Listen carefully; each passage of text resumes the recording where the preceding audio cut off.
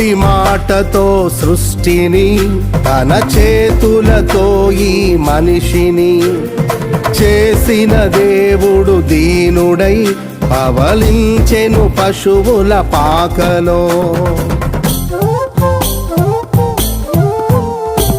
నోటి మాటతో సృష్టిని తన చేతులతో ఈ మనిషిని చేసిన దేవుడు దీనుడై పవళించెను పశువుల పాకలో.